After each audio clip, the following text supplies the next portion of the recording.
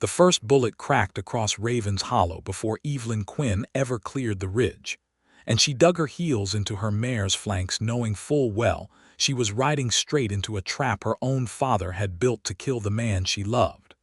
The wind tore at her bonnet and pulled it loose, letting her dark hair whip free across her face, but she did not slow. Below her, in the moonlit gash of the canyon, she could see the flare of gunpowder and hear men shouting, and somewhere in that chaos was Oliver Norris, lured there by a letter that was never hers to write.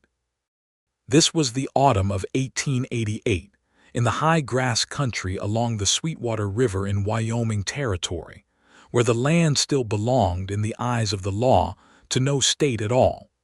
only to whoever could hold it, with fences, with cattle, with guns, and with grudges passed down like heirlooms from father to son. It was cattle country, or so the Quinn family had always claimed, though the truth was that the grass and water belonged to no one before the ranchers came, and to fewer still after the herds trampled the old trails the Arapaho and Shoshone had once walked freely. That was a truth Evelyn had come to understand only slowly, the way a person comes to understand any injustice that has always simply been the shape of the world around them. But on that night, riding hard through sagebrush and shadow, she was not thinking of history or of territory or of who owned what. She was thinking only of Oliver, of the sound his laugh made when he thought no one but her could hear it, of the promise she had made him beneath the cottonwoods not 2 weeks before,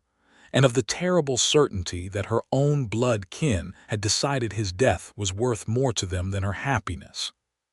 She had grown up on the Quinn Cattle Company, 40,000 acres of grass and grit that her father, Silas Quinn, had carved out of the territory with his bare hands and his brother's blood, though Evelyn had not known the second part of that inheritance until very recently. She was 22 years old, unmarried by her father's design rather than her own, for Silas Quinn believed a daughter was worth more to a ranching family as a marriage bargain than as anything resembling her own person. He had already turned away 2 suitors from neighboring cattle outfits because their fathers had not offered enough grazing rights in return, and Evelyn had learned early that her heart was considered a business asset rather than a thing she owned. Her mother, Charlotte Quinn, had died of a fever when Evelyn was 16, and with her had gone the only voice in the household that ever spoke softly. After that, the ranch belonged to men and their anger, to her father Silas and her 2 brothers, Jacob and Thomas Quinn. Jacob was 26, broad through the shoulders like their father, with the same flint in his eyes, and he had been raised on stories of a Norris family debt that could never be repaid except in blood. Thomas was younger, only 19, gentler than his brother, and it was Thomas who would, in the end, prove that even in a family built on hatred, kindness could still take root. The trouble between the Quinns and the Norrises went back further than Evelyn's own memory, back to a summer drought in the early 70s when Silas Quinn and Amos Norris had been, improbably, partners and friends, 2 young men staking claims together along the Sweetwater with nothing but ambition and a handshake between them.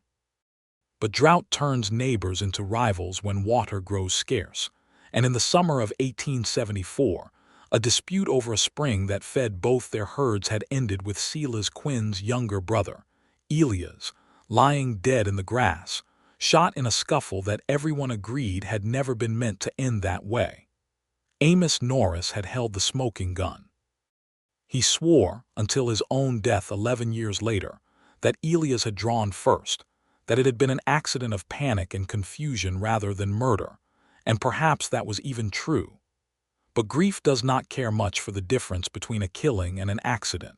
and Silas Quinn had raised his children on a diet of vengeance ever since, teaching them that the Norris name was a debt written in blood that could only be settled the same way it had been opened. Oliver Norris had been only a boy of 10 when his father shot Elias Quinn, too young to carry guilt for it, though he had carried the weight of the feud all his life regardless, inherited like a scar he never earned. He was 24 now, tall and sun-browned from years of tending his family's sheep, with a quiet steadiness about him that Evelyn had first mistaken, when she met him, for coldness, and had later come to understand was simply the calm of a man who had spent his whole life trying not to be the monster his neighbors expected him to be. They had met, of all places, at the river crossing 2 summers before, on an afternoon when Evelyn's horse had thrown a shoe and left her stranded a mile from home, with evening coming on fast. Oliver had come along driving a small flock of ewes to fresh grass, and instead of riding past a Quinn the way any sensible Norris might have done, he had stopped, dismounted, and knelt in the dust to look at her horse's hoof with hands as gentle as a doctor's. "You are a long way from Quinland," he had said, not unkindly, simply as a fact, the way a man remarks on the weather. "I did not exactly plan on my horse throwing a shoe here, of all places," she had answered, and something in the dryness of her voice had made him laugh, a real laugh, surprised out of him before he could stop it,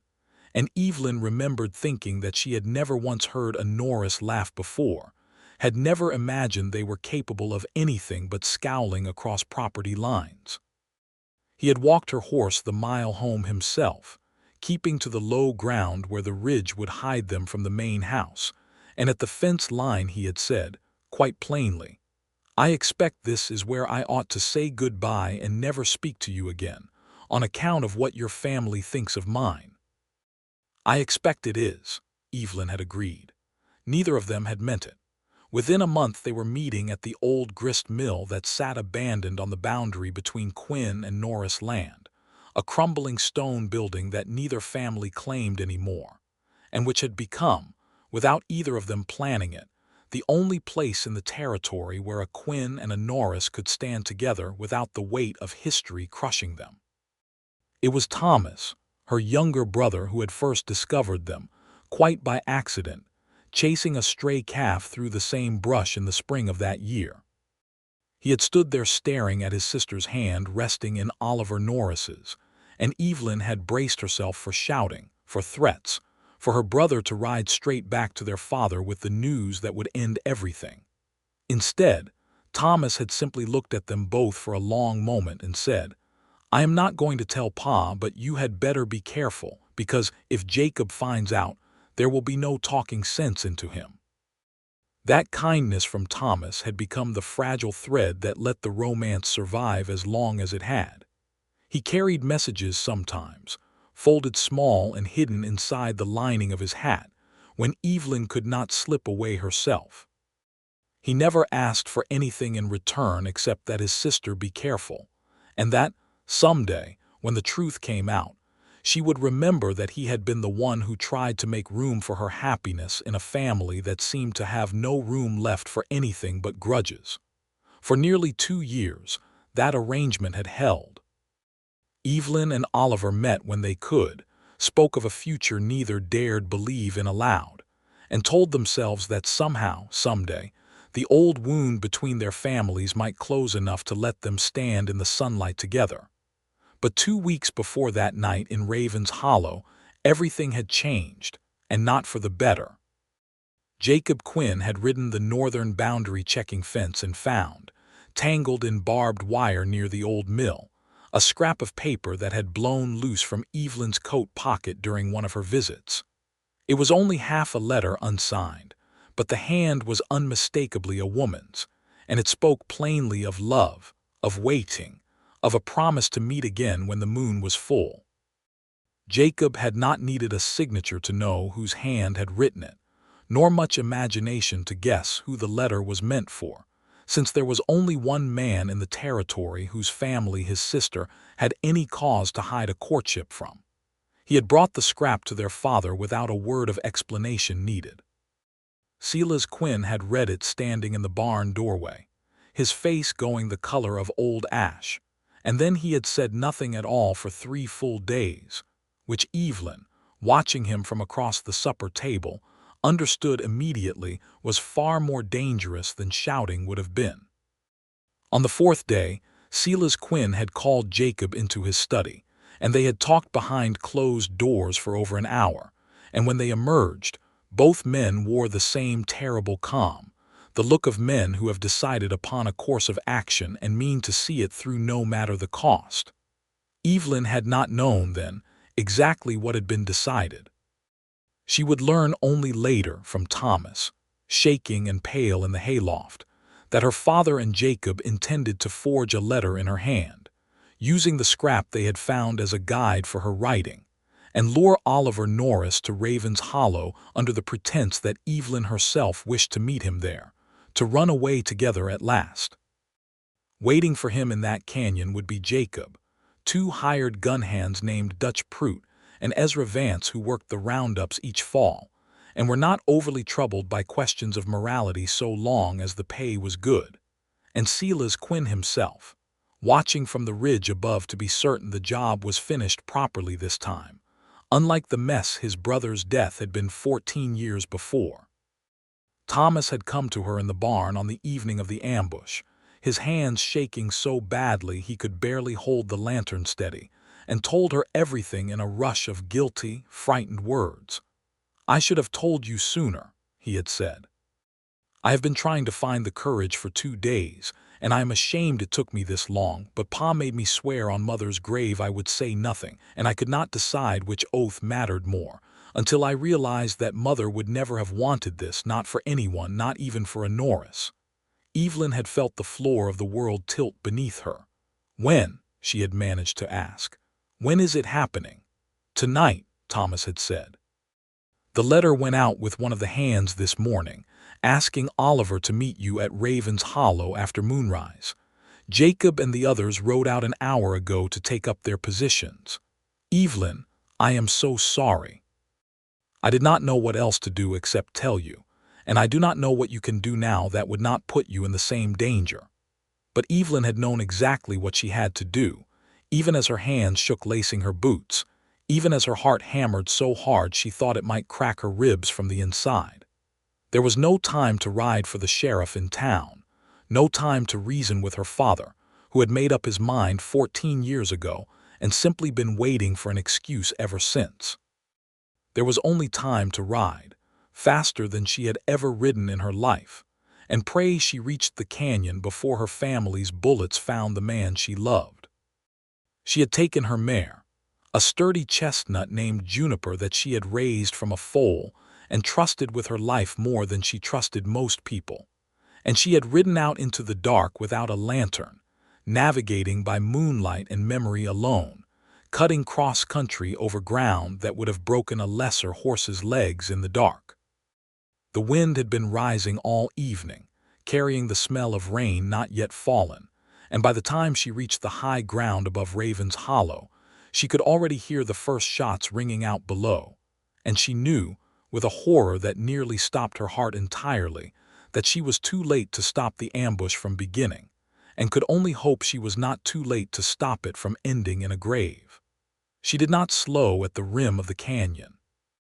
She put her heels to Juniper's flanks and rode straight down the game trail that switchbacked along the canyon wall, half falling, half riding, gravel spraying from beneath the mare's hooves, and she began to scream Oliver's name into the gunfire and the dark, not caring any more who heard her, not caring what it cost her, only caring that he knows she was there, that he knows someone in this world had come to stand beside him rather than against him. Below, in the canyon floor, Oliver Norris had realized his mistake almost as soon as he arrived. He had come alone, as the letter asked, his heart lifted with foolish hope at the idea that Evelyn might finally be ready to leave everything behind and ride away with him toward some new life neither of their families could poison. Instead of Evelyn waiting in the moonlight, he had found Jacob Quinn's rifle trained on his chest from behind a boulder, and the first shot had come before Oliver had even finished understanding the shape of the trap he had ridden into. He had thrown himself from his horse and rolled into the cover of a rock outcropping, his own revolver drawn, though he had never in his life shot at another human being and prayed he would not have to start that night. Dutch Proot's second shot had clipped the brim of his hat clean off, and Oliver had returned fire more out of desperate instinct than any hope of hitting his target, and the canyon had filled with the flat cracking echo of gunfire bouncing off stone walls, until it sounded like an entire army was fighting there instead of 4 men, and now, a woman on a racing horse. It was Evelyn's voice that changed everything. Jacob Quinn heard his sister screaming Oliver's name from somewhere above and behind him, and for one terrible moment his rifle wavered, because some brotherly instinct older than his hatred made him turn to find the source of that voice, rather than keep his aim on the man he had come to kill. In that moment of hesitation, Oliver saw his chance and took it, not to kill Jacob, for that was never in his nature, but to fire a shot into the dirt beside Jacob's boots that sent the older man scrambling backward in startled retreat, giving Oliver the half-second he needed to break from cover and run toward the sound of Evelyn's voice instead of away from it. She reached the canyon floor at nearly the same moment, hauling Juniper to a rearing, skidding halt directly between the boulders where the gunfire had been thickest, and for one suspended heartbeat, everyone in that canyon froze at the sight of her, a woman on horseback with her hair loose and wild in the moonlight, placing herself directly into the crossfire without a single weapon in her hands, only her voice, raw and furious, cutting through the night. "Stop," she screamed, and her voice cracked with the force of it. "Stop this instant, all of you, or I swear before God I will never forgive a single one of you as long as I live." Silas Quinn, watching from the ridge above through a spyglass, saw his daughter ride into the exact center of the ambush he had built, and something in him that had been frozen solid for 14 years cracked wide open in an instant of pure animal terror.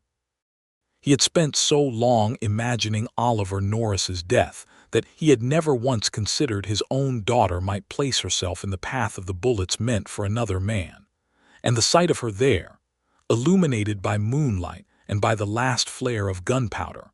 undid something in him that no amount of grief over his brother had ever managed to touch. "Hold your fire," Silas bellowed down into the canyon, his voice hoarse with a fear he had not felt since the day Elias died in his arms. "Hold your fire, damn you! That is my daughter down there."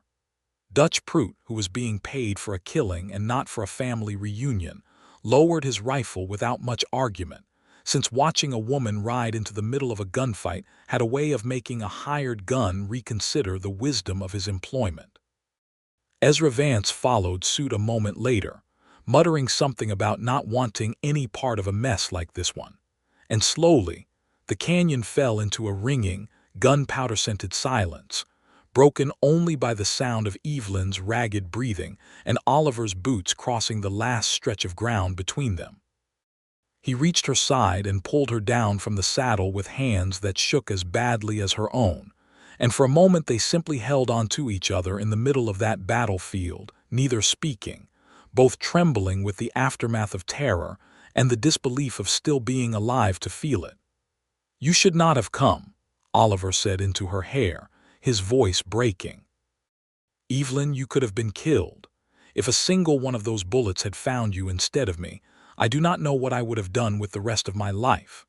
And if I had stayed home and let them kill you instead," Evelyn answered, pulling back just far enough to look at him, her eyes bright with tears and fury both, "what do you suppose I would have done with the rest of mine?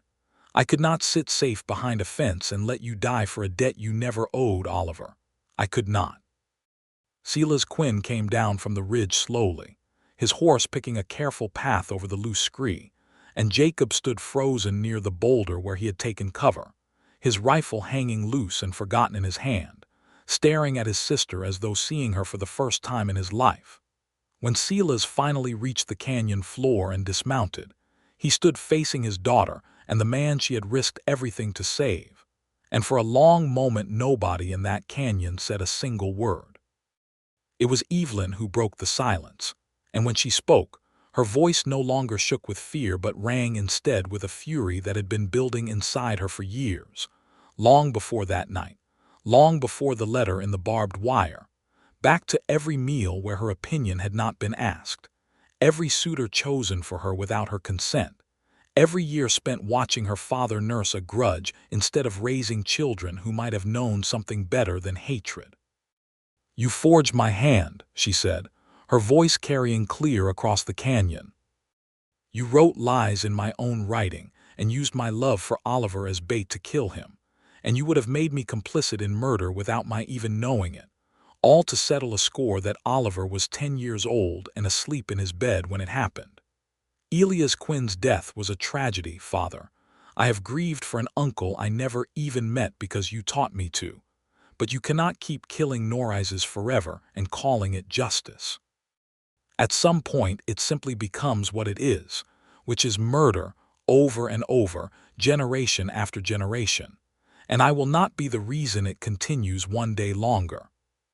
Silas Quinn's face in the moonlight looked older than Evelyn had ever seen it, older than his years, carved deep with a grief he had never once let his children see him carry.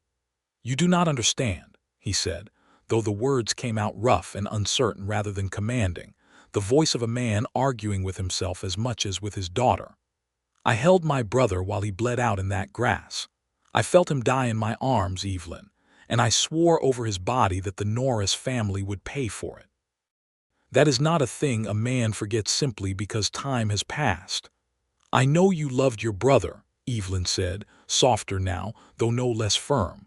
"I have never doubted that, not for one moment. But Oliver did not kill Elias. Oliver was a child who lost his own father to grief and guilt just the same as you lost your brother, because Amos Norris never forgave himself for what happened that day, not for the rest of his life. I promise you that. Oliver has told me as much himself.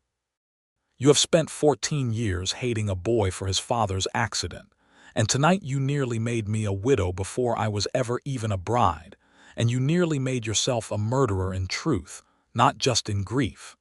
Is that truly the inheritance you want to leave your children? More graves?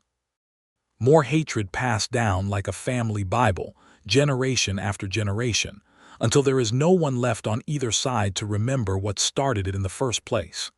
Jacob Quinn, still standing near the boulder, spoke then for the first time, his voice unsteady. "She rode into our own guns, Pa," he said. "She rode straight into our own ambush to save him.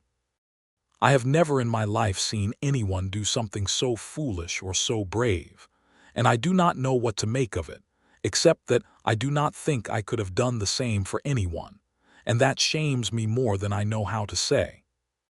Silas Quinn looked at his daughter for a long time, and then he looked past her at Oliver Norris, really looked at him, perhaps for the first time seeing not the son of the man who had killed his brother, but simply a young man standing in the moonlight with his arms still protectively around Evelyn's shoulders, a young man who had come to that canyon believing he was answering a call from the woman he loved, and who had never once, in the chaos of gunfire, drawn his weapon with any intention of killing anyone at all. "You fired at my son," Silas said at last, though the accusation had lost most of its heat. "I fired at the dirt by his boots," Oliver said quietly, "because he was about to shoot me, and I did not want to die, but I did not want to kill your son either, sir, not even to save my own life. I have spent my whole life trying to be a different kind of man than the feud wanted me to be. I am sorry about your brother. I have been sorry about it since I was old enough to understand what it meant, even though I had no part in it. I loved your daughter before I ever understood what that would cost either of us, and I would rather die in this canyon tonight than see her hurt by anything that happens between our families ever again." The rain that had been threatening all evening finally began to fall then, a slow cold autumn rain that hissed against the dry grass and cooled the gunpowder smell hanging in the canyon air, and Silas Quinn stood in it for a long moment with his hat brim dripping, looking like a man carrying a weight he had finally, after 14 years, grown too tired to keep lifting. "Your mother," he said finally, looking at Evelyn, "used to tell me that hatred was a debt that only grew larger the longer you let it sit unpaid, gathering interest like a bank loan nobody could ever settle. I did not listen to her then. I have wondered, more nights than I would ever admit to you, whether she was right, and whether I have spent 14 years making myself into exactly the kind of man she married me hoping I would never become. She would want this to end, Evelyn said, moving toward her father now, her anger softening into something closer to grief for all the years already lost to this feud. She would want you to let it end, Papa, please.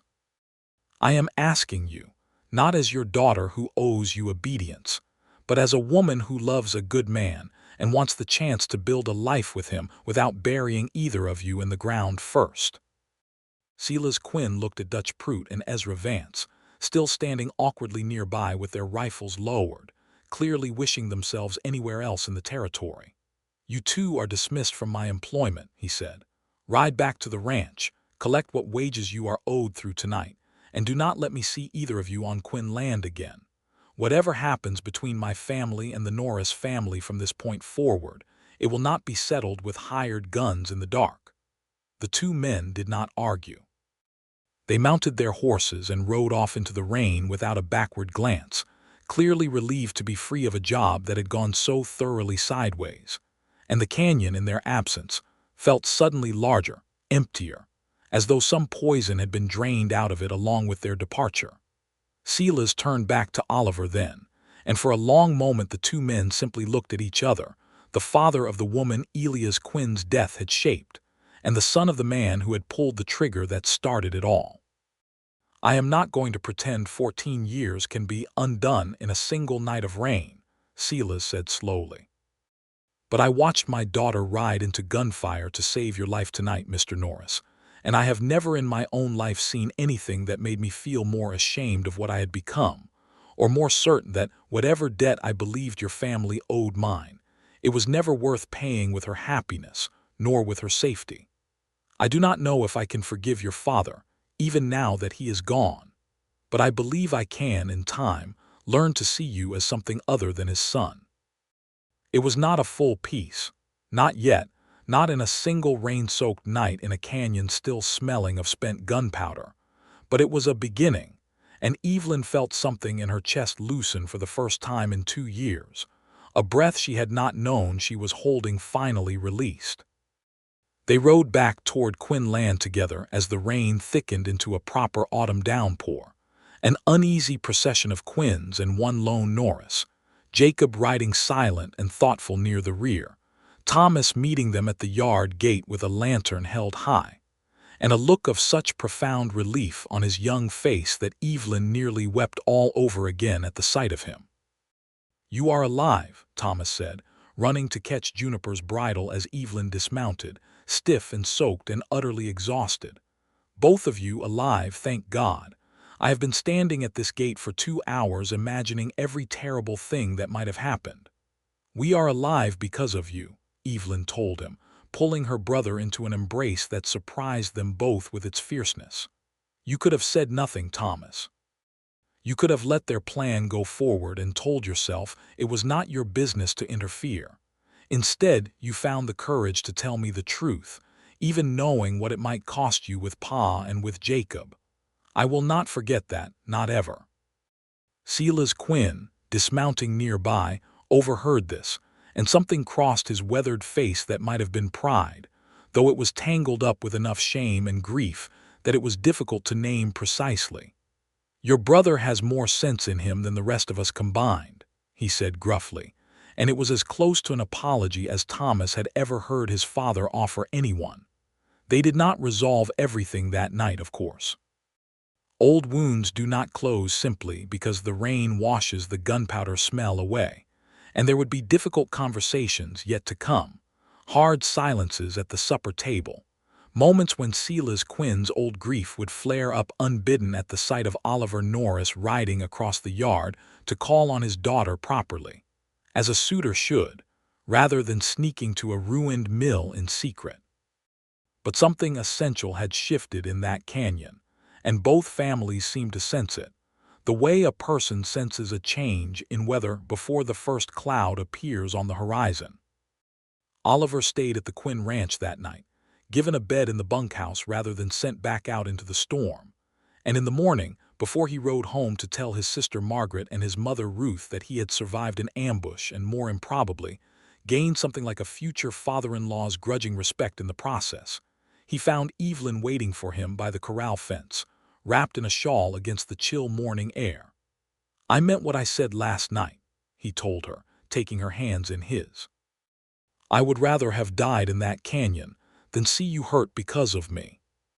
But I am glad, more glad than I have words for, that neither of those things happened, and that we are both standing here instead, with some hope now of a future that does not require us to hide. I rode into that ambush because I could not imagine a future without you in it," Evelyn said. "I have spent 2 years loving you in secret, Oliver, meeting you at a ruined mill like something to be ashamed of, and I am done with secrets. Whatever comes next, whatever it costs either of our families in pride, I want to build a life with you out in the open, where anyone in this territory can see it." He kissed her then, in the pale gold light of that rain-washed morning, with no boulders to hide behind and no fear of who might see them, and it was, Evelyn thought, the first time in 2 years that a kiss between them had felt entirely free of shadow. The weeks that followed were not without difficulty. News of the ambush spread through Sweetwater Crossing quickly, as news of gunfire always does in a territory where every rider on the road is a potential witness, and the town's sheriff, a steady, weathered man named Sheriff Amos Delaney, rode out to the Quinn ranch to take statements and satisfy himself that no formal charges needed filing. Silas Quinn, to Evelyn's considerable surprise, told the sheriff the truth of what had happened without attempting to shift the blame onto Oliver or minimize his own role in planning the ambush, though he did request, and was granted, some leniency in exchange for dismissing the hired guns and swearing before witnesses that the feud between the Quinn and Norris families was, from that day forward, formally ended. "It is not much of a legal document," Sheriff Delaney told Silas dryly, folding away his notebook. "A grown man's promise sworn in front of me and God, but I have found over the years that a man's word, given honestly after he has been badly frightened, tends to hold up better than most contracts I have seen filed at the county courthouse. See that it holds, Silas. I would rather not ride out to your land again on this same errand." Jacob Quinn's reckoning with his own actions took longer than his father's, as it often does with the eldest sons of proud men, but it came nonetheless.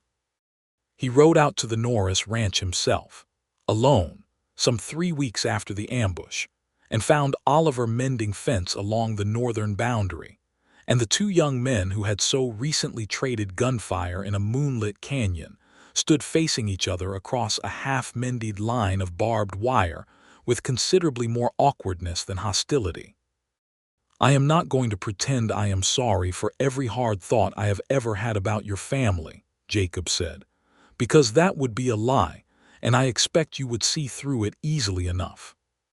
But I watched my sister ride into our own guns to save your life, Norris, and it has sat poorly with me ever since, turning over and over in my mind at night when I ought to be sleeping. I do not know how a man built for 14 years the way I have been simply stops being that man overnight. But I am willing to try, for her sake if nothing else, and perhaps in time, for reasons that have less to do with her and more to do with deciding, I would rather not spend the rest of my life the way our father has spent the last 14 years of his." Oliver had extended his hand across the fence line, and Jacob, after a long moment of visible internal struggle, had taken it, and if the handshake was not warm, it was at least honest, which both men seemed to agree was a fair enough place to begin. Margaret Norris, Oliver's older sister, had her own reservations about the sudden thaw between the families, reservations that were entirely understandable given that she had been 12 years old when Elias Quinn died, and had grown up watching her father carry guilt over it like a stone in his chest until the day he died of a weak heart, a guilt she privately believed had shortened his life by years. When Oliver brought Evelyn to the Norris ranch to properly introduce her as the woman he intended to marry, Margaret had studied her for a long, searching moment before finally speaking. "You are the reason my brother nearly died in that canyon," Margaret said, not unkindly, but plainly, the way Oliver himself tended to speak. "I am the reason he did not die in that canyon," Evelyn answered, meeting her gaze without flinching. "The letter that lured him there was a forgery, Margaret. I would never have asked him to meet me anywhere without warning him first, and the moment I learned what my family intended, I rode through the night to stop it, and I would do it again tonight if it came to that. I love your brother. I know that loving him has already cost your family a great deal of grief over the years, grief that started long before either of us was old enough to have any say in it. I cannot undo any of that. I can only promise you that I intend to spend the rest of my life making sure it was worth whatever it cost." Margaret had been quiet for a long moment after that, studying Evelyn with an expression that gradually softened from suspicion into something more like grudging respect, and finally she had said,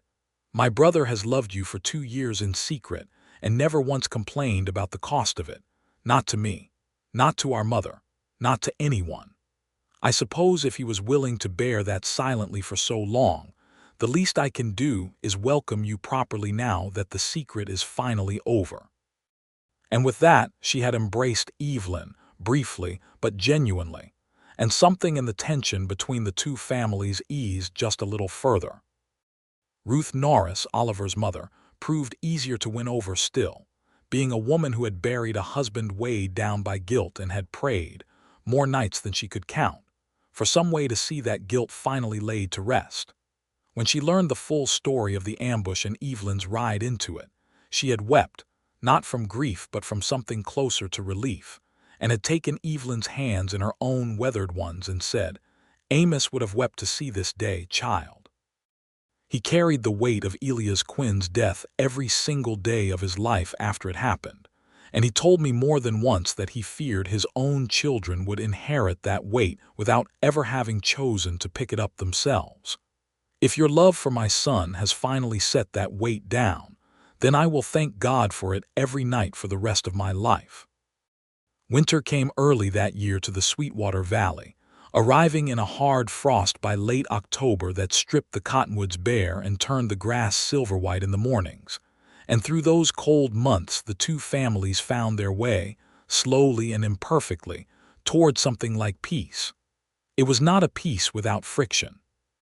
Evelyn Quinn still bristled sometimes at the sight of sheep grazing on land he had once fenced off entirely in his mind as cattle country alone, a prejudice as old as the range wars themselves, and one that would take more than a single autumn to fully unlearn.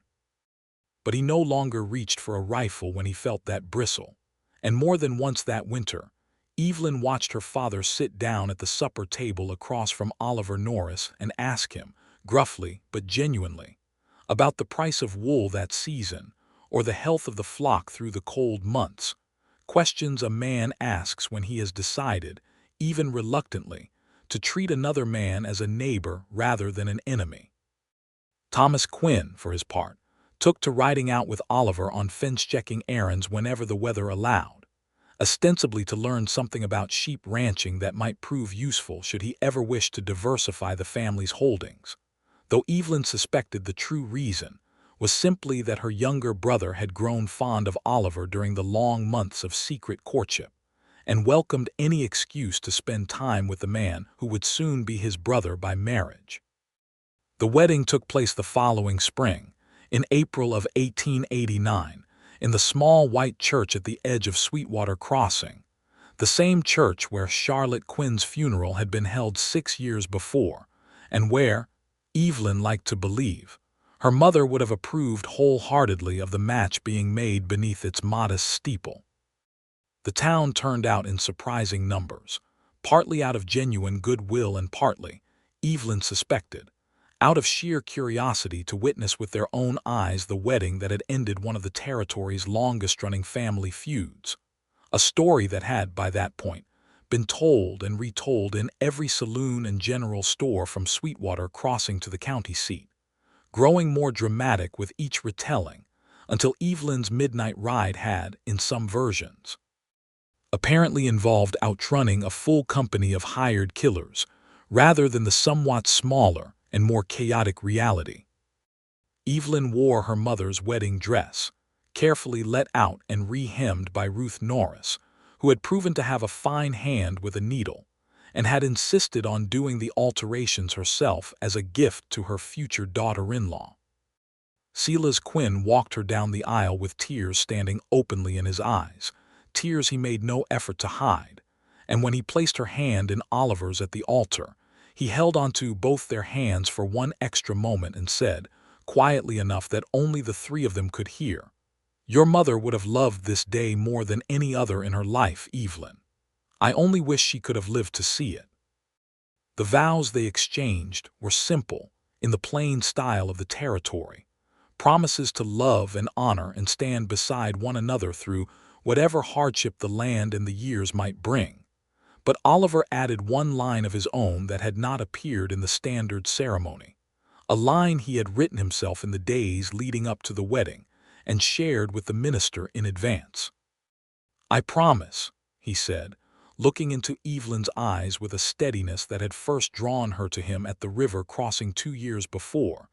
"that I will never let you ride alone into danger again, not while there is breath in my body to ride beside you instead. You came for me when I could not save myself. I intend to spend the rest of my life making certain you never have cause to do such a thing again, though I will love you all the more for having done it, for as long as I live." There was not a dry eye in the small church by the time the minister pronounced them married, and even Jacob Quinn, standing near the back beside a woman he had recently begun courting himself, a schoolteacher named Susanna Byard who had moved to Sweetwater crossing the previous autumn, wiped at his eyes with the back of his hand and did not bother pretending he had not. The reception afterward was held in the yard of the Quinn ranch house, with long tables set up beneath the budding cottonwoods and enough food to feed the entire town twice over, since both the Quinn and Norris families had, in an unspoken competition of generosity, each insisted on contributing more than their fair share to the celebration. There was a fiddle player brought in from the county seat, and dancing that lasted well past dark, and at one point in the evening, Evelyn found herself dancing with her father beneath a sky full of stars, while Oliver danced nearby with his mother,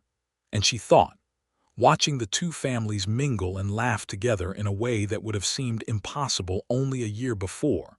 that perhaps this was what her mother had meant all those years ago. That hatred was a debt that only grew heavier the longer it went unpaid, and that the only way to ever truly settle such a debt was to simply refuse to keep paying it, generation after generation, until finally someone found the courage to set it down entirely. Oliver and Evelyn built their home on a parcel of land that sat, fittingly, directly along the old boundary line between Quinn Cattle Range and Norris Sheep Country, a stretch of ground that had once been disputed and was now, by mutual agreement between both families, gifted jointly to the newly married couple as a kind of living symbol that the old line no longer needed to divide anyone. They ran a modest operation of their own there, a small herd of cattle alongside a flock of sheep, an arrangement that old-timers in Sweetwater Crossing initially predicted would end in disaster, since everyone knew cattle and sheep could not graze the same land without one ruining it for the other, but which Oliver and Evelyn managed through careful rotation and no small amount of stubborn determination, proving within a few seasons that the old wisdom about cattle and sheep, like the old wisdom about Quinns and Norrises, had perhaps simply never been tested by people willing to work hard enough to prove it wrong.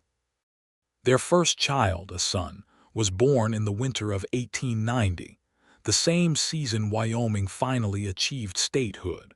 a fact Oliver liked to point out with considerable pride whenever anyone asked about their boy's birth, as though the territory and his firstborn had arrived into full recognition together. They named him Elias, after the uncle whose death had started the feud in the first place, a choice that surprised many in town but which Silas Quinn, upon hearing it, had wept over more openly than he had wept even at the wedding, understanding immediately that Evelyn and Oliver meant the name not as a wound reopened, but as a wound finally, truly healed. A way of taking the name that had once meant only grief and vengeance and letting it mean, from that day forward, only love and new beginnings instead. Their second child arrived 2 years later, in the autumn of 1892, a daughter they named Charlotte after Evelyn's mother, and Silas Quinn, who by then had become something of a fixture at his grandchildren's bedside, teaching young Elias to ride a pony almost before the boy could properly walk, wept over that name too, though by that point the household had grown used to Grandfather Quinn's tears and simply handed him a handkerchief without remark, the way one might hand a man his hat or his coat. An ordinary courtesy for an ordinary occurrence. Jacob Quinn married Susanna Byad the following spring, and the two of them took over increasing responsibility for the Quinn Cattle Company as Silas grew older and more inclined to spend his days at his grandchildren's ranch rather than his own. And Thomas, who had always shown more interest in sheep than cattle, eventually purchased a modest flock of his own with money saved from years of ranch wages, becoming, to the great amusement of the entire valley,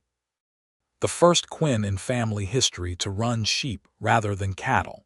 a development that Silas took with far more good humor in his later years than anyone would have predicted possible during the bitter days of the feud. Margaret Norris married Sheriff Amos Delaney's deputy, a steady young man named Caleb Marsh, who had first come to know the family during the investigation following the ambush, and had found reasons to ride out to the Norris ranch with increasing frequency in the months afterward, ostensibly to follow up on matters of the ongoing peace between the families, but in truth simply to spend time in Margaret's company. And their courtship, unlike Evelyn and Oliver's, was conducted entirely in the open from the very beginning, a fact Margaret liked to joke was owed entirely to her brother, and his wife having already used up the family's entire allotment of secret romance and forbidden danger for at least a full generation. Evelyn often thought, in the quiet hours of evening when the children were finally asleep, and she sat on the porch with Oliver watching the sun set over land that belonged to neither pure cattle country nor pure sheep country, but to something new that the two of them had built together, about that night in Raven's Hollow, about the sound of gunfire and her own voice screaming into the dark, about the terror of not knowing whether she would reach him in time. She did not regret the fear of that night, because the fear had been the price of the courage that followed it, and she had come to believe, watching her own children grow up free of the hatred that had shadowed both her own childhood and Oliver's, that some prices were simply worth paying, however dear they seemed in the moment of paying them. "Do you ever think about what might have happened?" she asked Oliver once, some years after the wedding, as they sat together watching Elias and Charlotte chase fireflies in the last light of a summer evening. "If Thomas had never found the courage to tell me the truth, if I had never ridden out that night at all." Oliver considered the question for a long moment, watching his children laugh in the golden dusk, before answering. "I think," he said slowly, "that I would have died in that canyon most likely or come very close to it. But I also think that even if I had somehow survived, without your father and your brother seeing what they saw that night, without watching you ride into your own family's gunfire for my sake, I do not believe the feud would ever have truly ended. It might have smoldered on for another generation, passed down to Elias and Charlotte the way it was passed down to us, another debt neither of them had any hand in creating but would have been expected to keep paying anyway. You did not just save my life that night, Evelyn.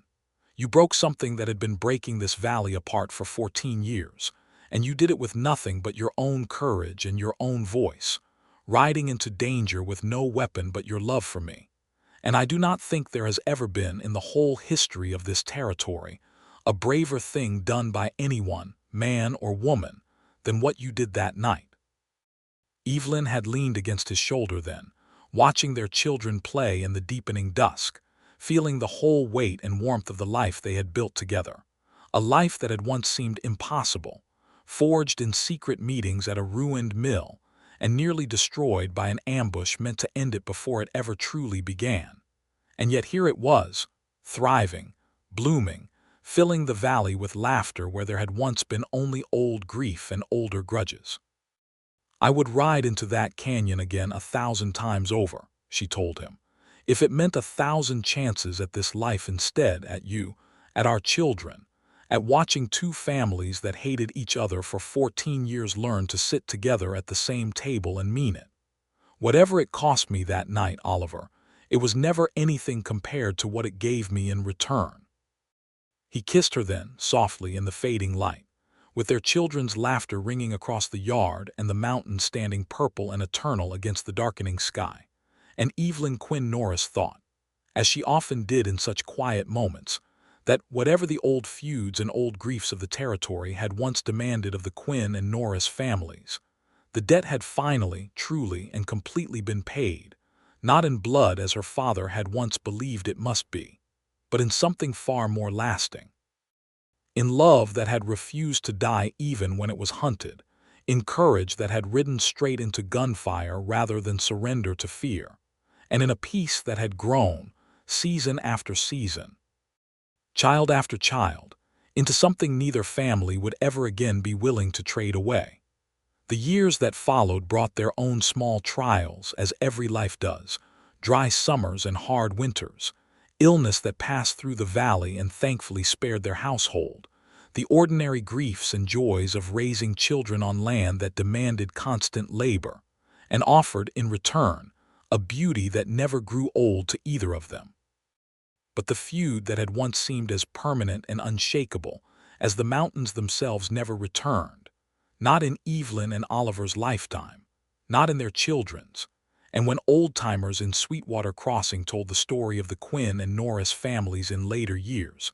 they told it not as a tale of vengeance and gunfire, though that had certainly been part of it, but as a tale of a woman who had ridden into an ambush her own kin had set, armed with nothing but love and courage, and had ridden out again with peace in her hands instead, a peace strong enough to outlast every grudge that had ever tried to stand against it. And so it was that in the high grass country along the Sweetwater River, where cattle and sheep now grazed the same land without complaint, and where a small ranch house stood exactly on the old boundary line that had once divided two warring families, Evelyn Quinn Norris and Oliver Norris raised their children, tended their herds and flocks together, and grew old in a love that had been tested by gunfire and forged, in the end, into something no ambush, no forged letter, and no 14 years of grief had ever managed to destroy. It was, by any measure the territory knew, a rare and hard-won happiness, earned not through the easy path but through the harder one, the one that required a woman to ride straight into the danger everyone else had fled from, trusting that love, in the end, would prove stronger than the hatred that had tried so long to keep it buried.